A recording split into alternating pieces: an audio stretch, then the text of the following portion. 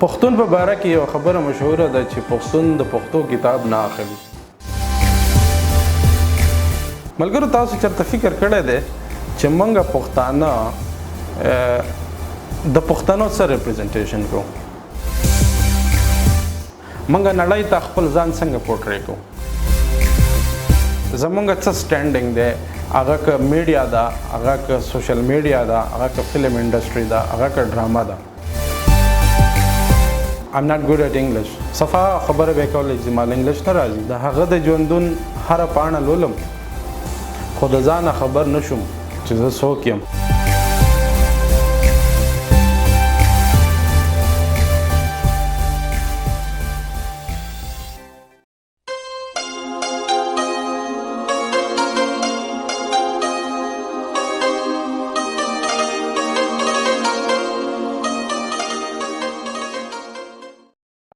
سلامونه ملګرو، هیله لرم چې روغ او آباد به. زه یم ډاکټر شیرزمان صافي او زه به نن تاسو سره د پښتو ادب او د پښتو ژبې په باره کې یو څو خبرې شریکوم. د پښتون په باره کې یو خبره مشهوره ده چې پښتون د پښتو کتاب نه اخلي، او په دې خبره کې د تریخوالي سره سره څه نه څه صداقت هم شته دی. مونږ که خپل نوي کول ته نظر کو، خصوصا ایجوکیټډ طبقې ته، نو هغوی ډېر په فخر سره دا خبره کوي چې مونږ ایجوکیټډ یو، خو د هغې نه هم زیات په فخر سره دا خبره کوي چې مونږ له پښتو لوستل او پښتو لیکل نه راځي. د لایقزاده لایق صاحب یو شعر را په یاد شو چې د هغه د ژوندون هر پاڼه لولم، د هغه د ژوندون هر پاڼه لولم خو د ځانه خبر نشم چې زه څوک یم. ملګرو، قومونه چې پرمختګ کوي نو د خپلې ژبې، د خپل ثقافت، د خپل ادب پانګه محفوظه ساتي، او دغه پانګه د راروان کل د طاقت یو ذریعه جوړوي.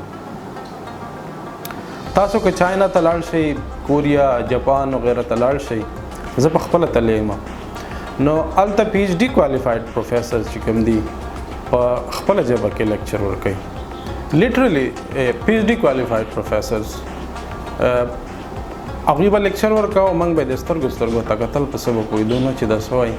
نو اخره کې به پوه شولو او ویل بی اپالوجیز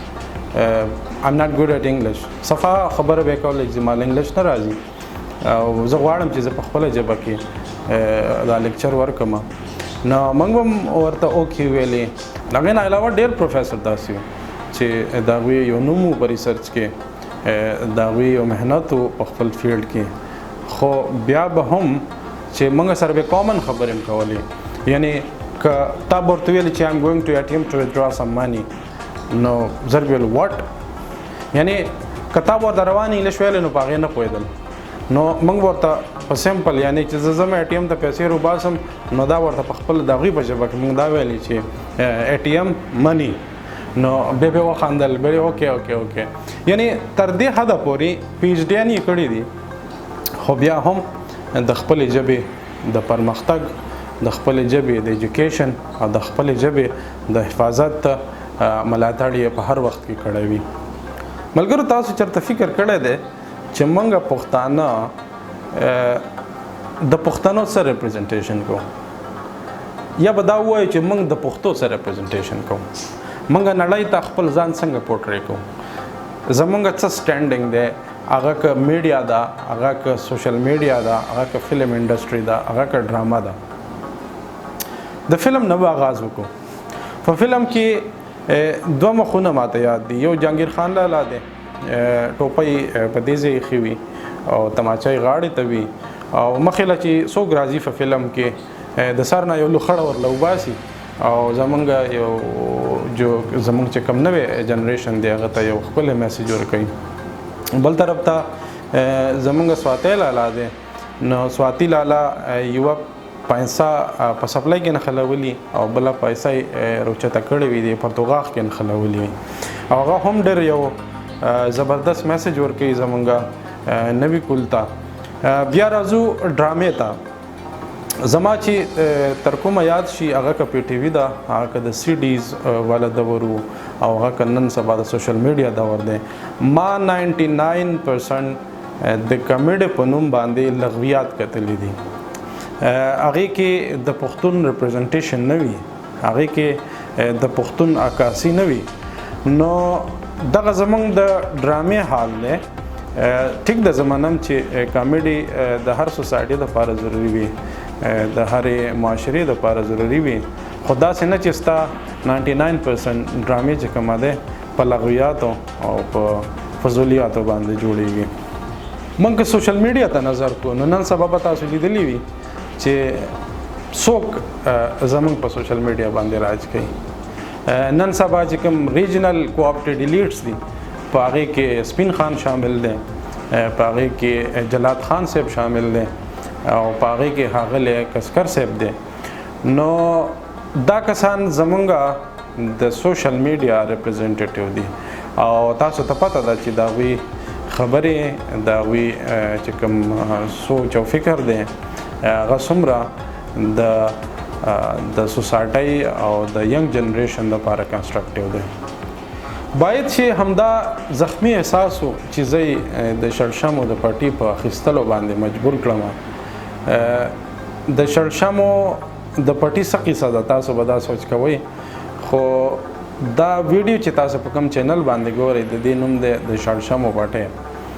او د شړشمو د پټي خپله یو ښکلا وي خوشبوی دومره نه وي خو رنګ او جامې ډېرې قاتلې وي ما دا نوم ځکه دې چینل ته ورکړو چې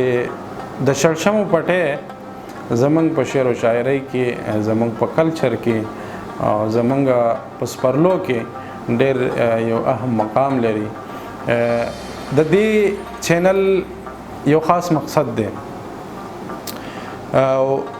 هغه مقصد دا دی چې موږ به په دې باندې د پښتو د ادب او د پښتو د ژبې حفاظت کوو موږ به په دې باندې ښې کنسټرکټیو خبرې کوو او موږ به د پښتو او د پښتو د ادب د پرمختګ هڅې کوو په دې چینل به زموږ د پښتو ډېر درانه شاعران هغه که موجوده دي او هغه که خدای بخلي دي نو د هغوی کلامونه به پیش کوو د هغوی ریوایول به کوو او هغه غزلې او هغه نظمونه چې په یو ټیم کې به د هغې یو راج و زموږ په سوسایټۍ کې زموږ په پښتونولۍ کې هغه نن سبا هیر شوي دي موږ به په دې چینل باندې د متلونو هم یو سیکشن ږدو موږ به خپل متلونه چې په هغې کې ډېر ډیپت وي په هغې کې ډېر زیات مفهوم وي په هغې کې ډېر زیات مقصدیت وي هغه به هم راژوندي کوو انشاءالله د هغې به یو خاص سیکشن وي هغه به هم ډسکس کوو زما سوچ دا دی چې په دې چینل به روزانه مونږ د یو شاعر هغه که رحمان بابا وي هغه که حمزه بابا وي هغه که اجمل بابا وي د هغوی د کلامونو یو انتخاب به کوو او پیش کوو به په هغې باندې تاسو بیا خپل کمنټس کولی شئ تاسو خپل رای راکولی شئ چې تاسو ایون خپل انتخاب را لېږلی شئ د دې سفر آغاز به زه د خپل یو مات ګوډ نظم نه وکړم غزل نه وکړم حالانکه زه خپل ځان د دې جوګه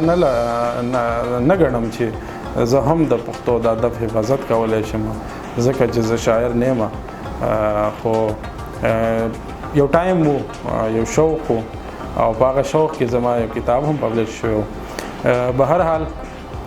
زه به د دې سفر آغاز وکړم نن او انشاءالله د آینده ویډیوز دپاره به بیا د غټو شاعرانو د نوموړو شاعرانو انتخاب کوم زه به د خپل ځان انتخاب نه کوم په هغې کې به لوی شاعران خوشحال خان بابا وي حمزه بابا وي خاطر افریدي به وي زه امید لرم چې تاسو به هم زما سپورټ کوئ ما ته به نور کسان نشي کولی نو اټلیست ما ته کمنټس کولی شئ ما ته داد را کولی شئ نو د بل سړي داد چې سړي ته په نظر راځي نو د خپل کار نه مطمئن وي او په خپل کار کې مزید ولوله هم راځي نو زه امید لرم چې تاسو به د دې پروګرام د دې سوچ ملاتړ کوئ او ما به سپورټ کوئ. نو څنګه چې ما مخکې ویلې زه به د دې سفر آغاز د خپل یو مات ګډ غزل نه کوم. نو غزل صداسې دی: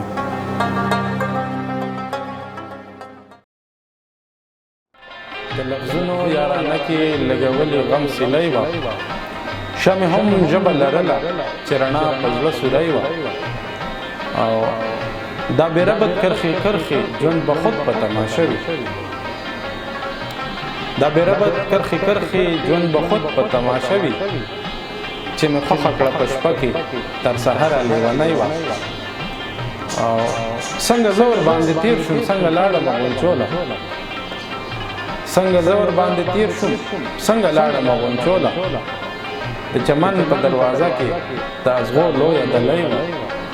او ناز او مکر دې سنبال کړه د غرور لاسونه واخله.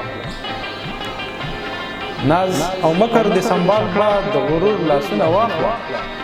هغه ورځې نه رادرومي چې د ملا چرته نری وه. او اخري شعر دی: در ختمه ستا د حسن پلوشو لیدو لربه، در ختمه ستا د حسن پلوشو لیدو لربه، تا د ژوند څېړۍ کې ایښې لکه تار هره پوړۍ وه. Thank you very much.